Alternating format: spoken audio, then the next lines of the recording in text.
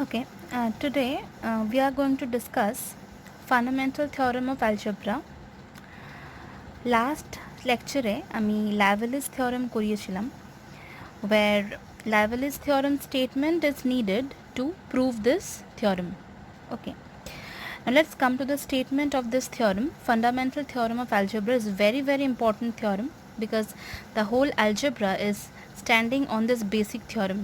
Okay, the theorem statement is every polynomial equation pz equal to a0 plus a1z plus a2z square plus dot dot dot plus anz to the power n equal to 0, that is, it is a polynomial equation. Okay, and the z is the variable where the degree n greater than equal to 1 and an not equal to 0, when my an is the leading term which is not equals to 0, has at least one root. That means this polynomial equation will possess at least one root. This is the fundamental theorem of algebra, and today we are going to prove it. We are going to prove this theorem using Lavelis theorem. Okay, what was the statement of Lavelis? I have already stated this for my supporting of this theorem. So let's see the statement. What was that? If for all z in the entire complex plane, if my fz is analytic and my fz is bounded by this constant capital M, then fz is constant. This was my Lavelis theorem, which already been proved in the previous lecture. Now I am going to prove this one. So let us consider a polynomial equation first. Okay, let pz equal to 0 be a polynomial equation where pz equal to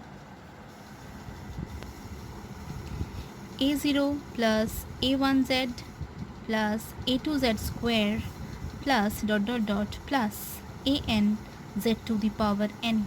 My z is taken from the complex plane. In addition, an non-zero and n greater than equal to 1. Okay, this is my polynomial equation. Now it is given that we have to show that it has at least one root. So I am going to prove this theorem in contradiction way. Let us assume that this equation will have no root. Okay, so let suppose, if possible, let pz equal to 0 has no root in the entire complex plane. Okay, so it has no root. It means what? It means there is no z in the complex plane for which pz becomes 0. Okay, I am repeating again. That means there is no z in the complex plane for which pz equal to 0. So therefore pz not equal to 0 for all z belong to C. Okay, it is clear. Now let fz equal to 1 by pz for all z belong to C. We are constructing another complex function which is fz and equal to 1 by pz. Now as pz not equal to 0, that means this 1 by pz is totally defined in the whole complex plane. Okay, therefore we can say that my fz is analytic in the entire complex plane. Okay, so write down this one. Since pz non-zero for all z belong to C, therefore fz equal to 1 by pz is analytic for all z belong to C, and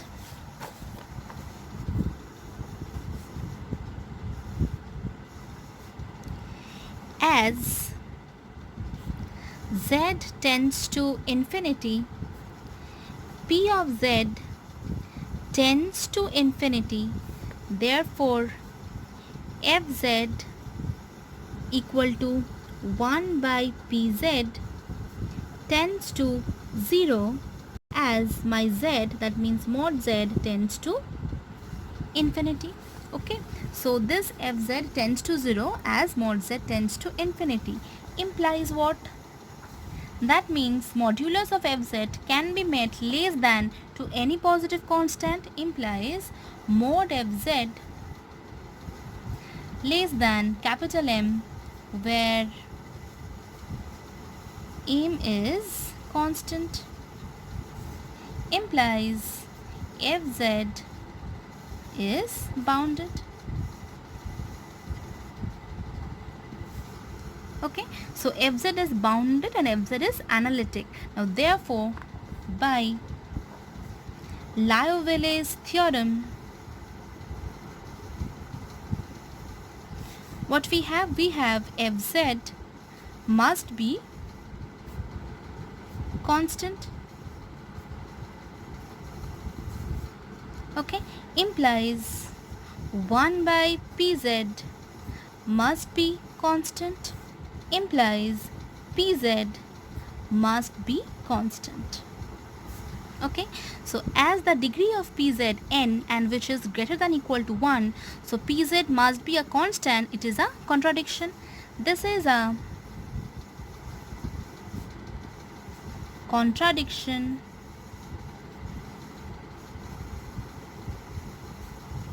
to the given assumption.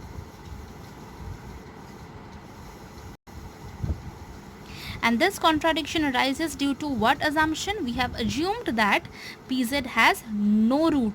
So this is wrong. So therefore, pz equal to 0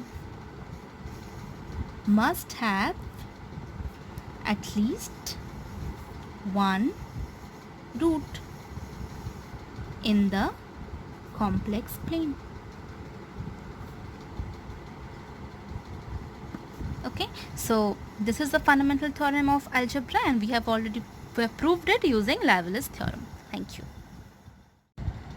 Now let's consider one consequence of fundamental theorem of algebra. The consequence statement is prove that every polynomial equation pz equal to this one equal to 0 where n greater than equal to 1 and an non-zero has exactly n roots. Okay, in the previous theorem we have proved that this equation has at least one root, and in this case we are going to show that it has exactly n roots. Okay, so we are going to prove this and using the previous theorem. So let's start the proof. So let pz equal to 0 be the polynomial equation where pz equal to a0 plus a1z plus a2z square plus dot dot plus anz to the power n, where n greater than equal to 1 and an non-zero, and my z has been taken from complex plane. Okay, now by fundamental theorem of algebra we have what we have pz equal to 0 has at least one root. Okay, let the root be alpha, therefore p of alpha equal to 0. We are assuming that the root of this equation is alpha, so p alpha equal to 0. Now pz minus p alpha equal to, let us consider the difference of this two. Pz means a0 plus a1z plus a2z square plus dot dot dot plus anz to the power n, this is my pz, minus p alpha means what? a0 plus a1 alpha plus a2 alpha square plus dot dot dot plus an alpha to the power n, this is the value of p alpha. Now equal to this a0 will be cancelled out, a1 can be taken as common, so Let's a1 into z minus alpha plus a2 again z square minus alpha square. So proceeding in this way, we will get what? An into z to the power n minus alpha to the power n equal to, now look at the very carefully, look, like all the from all the terms, z minus alpha is a common factor. Z minus alpha is here, z minus alpha can be taken out from this one, and so on. So let's write z minus alpha as a common factor into some qz. Okay, if z minus alpha is taken as common factor, so the degree of this expression qz, what will be the degree of this polynomial qz? It will be definitely n minus 1. Okay, so my z minus alpha into qz, and the degree of qz is equal to n minus 1. So write this, where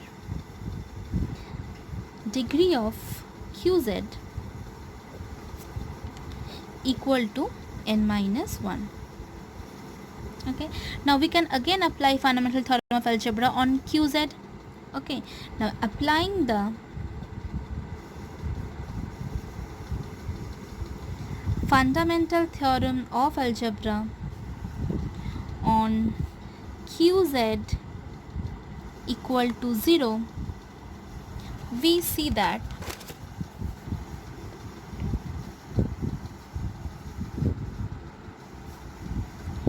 qz equal to 0 has at least 1 0. Let it be beta. Therefore, q of beta equal to 0, and since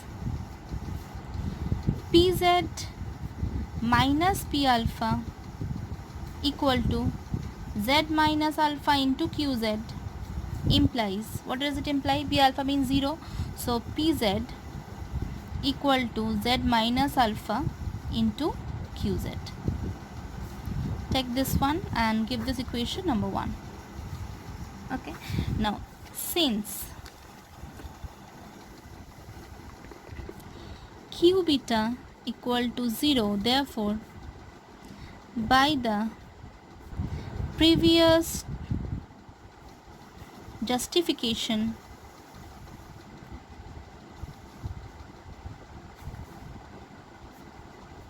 as pz equal to this one, where alpha is the root of pz equal to 0, then similarly for qz, what we can write? We can write qz equal to z minus beta into some rz, where degree of rz equal to what? N minus 2.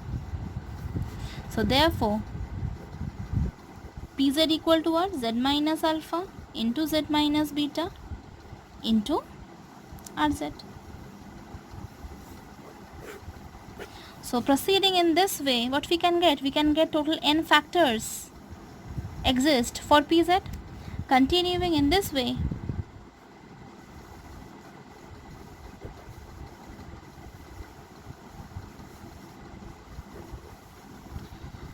we see that